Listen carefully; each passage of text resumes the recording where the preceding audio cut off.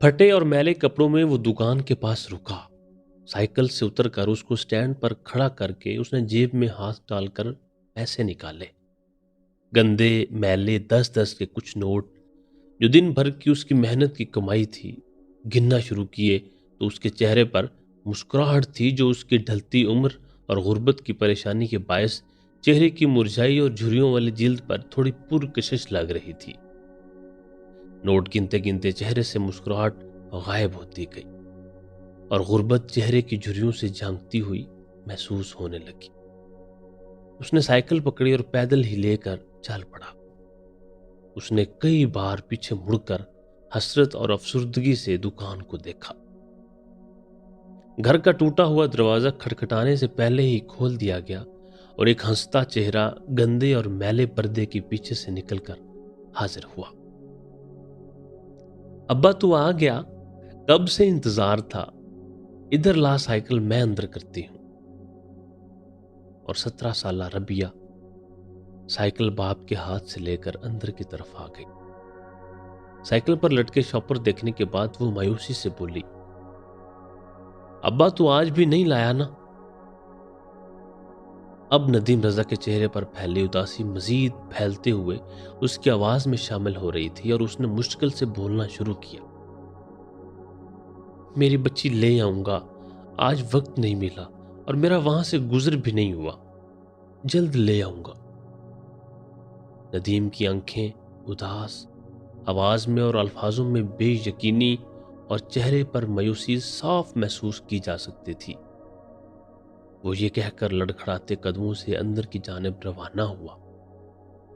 ربیہ سبزی کا تھیلا سائیکل سے اتار کر باپ کے پیچھے جلتی اندر آ گئی۔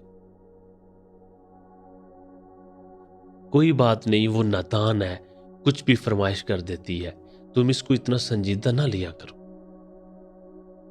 سوکھی روٹیاں اور ردی اخبار خریدنے اور بیچنے والے ہم جیسے غریب اکثر ہی فرمائشوں کا گلا گھونٹ دیتے ہیں۔ وہ بھی بچی ہے، سیکھ جائے گی کہ غریب کی فرمائشیں پوری کرنے کے لیے رات کی روٹی سے بھی ہاتھ دھونا پڑ سکتا ہے۔ شمیم نے ہمیشہ کی طرح شوہر کو افسردہ دیکھ کر حوصلہ دینے کی کوشش کی۔ نہیں شمیم، معمولی خواہش ہے، وہ بھی پوری نہیں کر پاتا، اس کی تو میرا کلیجہ کٹتا ہے۔ ایک ہی اولاد ہے ہماری، وہ بھی ذرا ذرا سی خوشیوں کے لیے ترستی ہے۔ بس چھوڑ، سبزی لایا ہوں، پکا لے۔ مہنگائی اتنی ہو گئی ہے، 90 روپے کی سبزی آئی ہے جس سے ہم بمشکل ہی 2 وقت روٹی کھا سکتے ہیں۔ کبھی آٹا کم ہونے کی وجہ سے اور کبھی سالن ہی کم پکتا ہے، ابھی بھی تم کہتی ہو ہماری بچی فرمائشوں کا گلا گھونٹنا نہیں جانتی۔ اس کے آنسو اس کے حلق میں اتر رہے تھے۔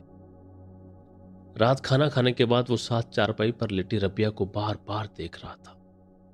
کچھ بے رنگ آنسو اس کی جھریوں پر سفر کرتے ہوئے تکیے میں جذب ہو کر اس کے حوصلے اور غربت کا بھرم رکھ رہے تھے۔ دوسرے روز شام کو واپسی پر وہ دکان کے پاس رکا، سائیکل اسی طرح سٹینڈ پر لگائی جیسے ہمیشہ ہی وہ لگاتا تھا، جیب سے پیسے نکالے۔ اس بار اس کے چہرے پر ہمیشہ کی طرح پیسے گنتے وقت مسکراہٹ نہیں تھی، کیونکہ وہ جانتا تھا ہمیشہ کی طرح پیسے کم ہی ہوں گے۔ اس نے کچھ نوٹ الگ کیے اور دکاندار کو دیتے ہوئے اطمینان کا سانس لیا۔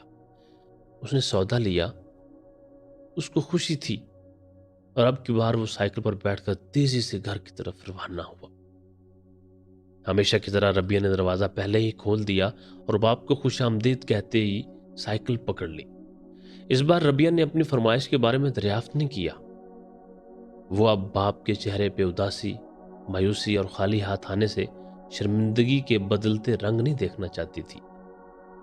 وہ سائیکل سے کالا سبزی کا تھیلا اتار کر اندر کی طرف روانہ ہونے ہی لگی تھی جب ندیم نے اس کا ہاتھ تھام لیا اور ایک شاپر اس کے ہاتھ میں رکھ دیا۔ ربیہ جان گئی تھی اس میں کیا ہے۔ آج تو لے آیا؟ اس نے باپ کو خوشی سے گلے لگایا اور ندیم نے اس کا ماتھا چوما۔ اماں دیکھ، آج گھر میں سبزی بھی آئی ہے اور ساتھ میرے لیے دہی بھلے بھی۔ وہ سبزی کا شاپر ماں کے ہاتھ میں دے کر اندر کی طرف بھاگ گئی۔ شمیم شوہر کے چہرے کا اطمینان دیکھ کر خوش تھی۔ اس نے سبزی کا تھیلا کھولا اور پھر حیرت سے دیکھتی رہی۔ یہ کیا ہے تھیلے میں؟ سوکھی روٹیاں چھپائی ہوئی ہیں؟ شمیم حیرت سے چلائی۔ ندیم نے آگے بڑھ کر فوراً اس سے چپ ہونے کو کہا۔ خدا کے لیے شمیم چپ ہو جاؤ، وہ سن لے گی، اس کے چہرے پر جو ابھی خوشی دیکھی ہے وہ ختم ہو جائے گی۔ نہ جانے کتنے عرصے بعد وہ دل سے خوش ہے۔ صرف 50 روپے شمیم، کئی دنوں سے میں 50 روپے کی فرمائش پوری نہیں کر پا رہا تھا، اور آج صرف 50 روپے کے دہی بھلوں سے میری بیٹی کے چہرے پر خوشیوں کے 50 رنگ بکھر گئے ہیں۔ مگر ہم آج کیا پکائیں اور کھائیں گے؟ شمیم نے افسردگی سے پوچھا۔ ایک رات بھوکے رہ لیں گے تو قیامت نہیں آ جائے گی۔ تم نے تو کئی بہاروں میں میرے ساتھ خزاں سے زندگی جی ہے، اب ایک رات اور جی لو۔ ندیم نے شمیم کا ہاتھ پکڑا اور بوسہ دیا۔ تم میری دکھ سکھ کی ساتھی ہو، ایک رات کی اور بھوک سہی۔ شمیم شوہر کی محبت اور بیٹے کی خوشی کے آگے خاموش ہونے کو تیار تھی۔ اور ہاں شمیم، یہ لو کچھ روپے، بس یہی ہیں۔ صبح کچھ ناشتے کا انتظام کر لینا تاکہ ربیہ کو شک نہ ہو کہ ہم نے رات کچھ نہیں کھایا۔ رات ندیم نے ساتھ چارپائی پر سوئی ربیہ کو مسکراتے ہوئے خالی پیٹ اور پرسکون دل کے ساتھ دیکھا۔ آج اس کا دل مطمئن تھا۔ وہ کئی دن سے بیٹی کی دہی بھلے کھانے کی خواہش پوری کرنے کی کوشش میں تھا، اور ہر بار پیسے اتنے ہی ہوتے کہ یا تو 2 وقت کا کھانا پک جائے یا دہی بھلے آ جائیں۔ یہ پہلی رات تھی کہ ندیم کے چہرے پر غربت کی جھریوں نے افسوس کے آنسوؤں کا بوجھ نہیں اٹھایا، اور اس کا تکیہ پیاسا رہا، اور کھلے آسمان تلے غریب باپ کی محبت آسمان کے ستاروں سے زیادہ روشن نظر آئی۔